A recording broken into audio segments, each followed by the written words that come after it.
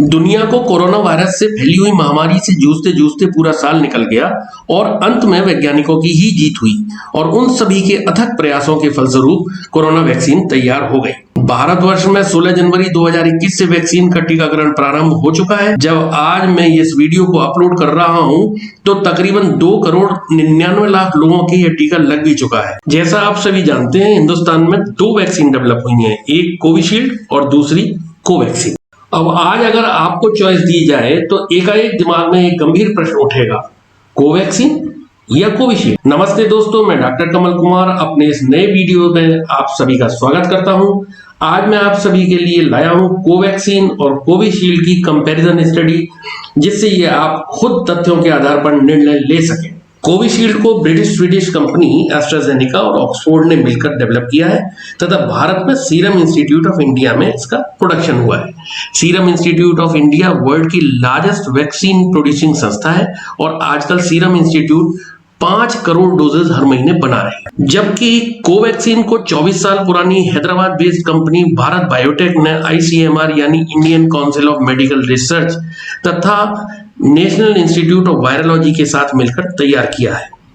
Bharat biotech अभी तक 16 different vaccine बना चुका है और 123 विभिन्न देशों में उसको एक्सपोर्ट भी कर चुका है। कोविशील्ड एक वायरल वेक्टर वैक्सीन है जिसमें चिंपैंजी कोल्ड वायरस के नॉन रिप्लिकेटिंग स्ट्रेन को प्रयोग में लाया गया है। सीरम इंस्टीट्यूट ऑफ इंडिया ने 23,000 से ज्यादा लोगों पर इसका ट्रायल भी किया है। जबकि कोवैक्सीन एक निष्क्रिय वैक्सीन है जिसमें इनएक्टिवेटेड SARS-CoV-2 यानी SARS-CoV-2 स्ट्रेन को केमिकल ट्रीटमेंट द्वारा रिप्लिकेशन के लिए डिसेबल किया हुआ है। इन सब के अलावा दोनों वैक्सीन में बहुत सारे केमिकल अवयव का एक्सिपिएंट के रूप में यूज हुआ है। ये सारे इंग्रेडिएंट्स में इस टेबल में दिए हुए हैं। मोटे तौर पर कोवैक्सीन और कोविशील्ड दोनों को एक समान रूप से बनाया गया है। दोनों के बीच में जो अंतर है वह यह है कि कोविशील्ड अपने परीक्षण के 3 चरणों से गुजर चुका है और इसकी कुल एफिकेसी 70% बताई जाती है। कोवैक्सीन के 3rd फेज का ट्रायल 25,800 लोगों पर किया गया। कोवैक्सीन की एफिकेसी उसके प्रिलिमिनरी डेटा के अनुसार 81% बताई गई है।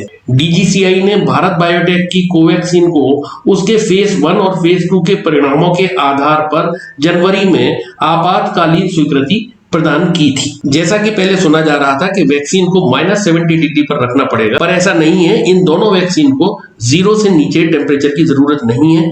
दोनों वैक्सीन 2 डिग्री से लेकर 8 डिग्री सेल्सियस पर स्थिर है, यानी पूर्णतः स्टेबल है। भारत सरकार दोनों वैक्सीन को गवर्नमेंट अस्पतालों में या गवर्नमेंट हेल्थ सेंटर पर मुफ्त में उपलब्ध करा रही है, जबकि प्राइवेट हॉस्पिटल्स में प्रति व्यक्ति 250 रुपए चार्ज किया जा रहा है। दोनों वैक्सीन की डोज एक जैसी ही है। किसी भी वैक्सीन की पहली डोज के 4 हफ्ते बाद आपको दूसरी डोज लेनी होगी और उसके 14 दिन पश्चात एंटीजन का टेस्ट कराना होगा, जिससे एक निश्चिंतता आएगी और वैक्सीन के बारे में डेटा भी डेवलप होगा। दोनों वैक्सीन में लगभग समान साइड इफेक्ट बताए जा रहे हैं, जैसे इंजेक्शन साइट पर दर्द, सूजन, लालामीपन या खुजली आदि का होना। सामान्य तौर पर बुखार, जी मिचलाना या उल्टी होना साइड इफेक्ट हैं और जरूरी नहीं है कि यह सभी में हो। हाँ, कंपनी के अनुसार ऐसा हो सकता है। WHO के मुताबिक कोई भी इंसान जो वैक्सीन के किसी भी कंपोनेंट से एलर्जिक है उसको यह वैक्सीन नहीं लेनी चाहिए।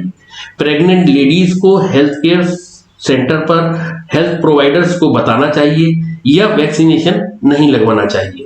भारतीय प्रशासन ने 18 वर्ष और उसके ऊपर के उम्र के सभी लोगों को वैक्सीन लगाने के लिए मंजूरी दी है। वैक्सीन की पहली और दूसरी डोज समान होनी चाहिए, यानी फर्स्ट डोज कोविशील्ड है तो सेकंड डोज भी कोविशील्ड ही होनी चाहिए। अभी तक की जानकारी के हिसाब से वैक्सीनेशन के बाद अस्पतालों में वैक्सीनेशन की वजह से परेशानी होने पर भर्ती की दर ना के बराबर है। अतः दोनों वैक्सीन अच्छी हैं और आप निडर होकर दोनों में से कोई भी वैक्सीन लगवा सकते हैं। और इसी के साथ समाप्त करता हूं। अधिक जानकारी के लिए मैं सारे रेफरेंस की लिंक नीचे दे रहा हूं, आप लिंक पर जाकर उनको पढ़ सकते हैं। मेरी अगली वीडियो आने तक जय हिंद, जय भारत।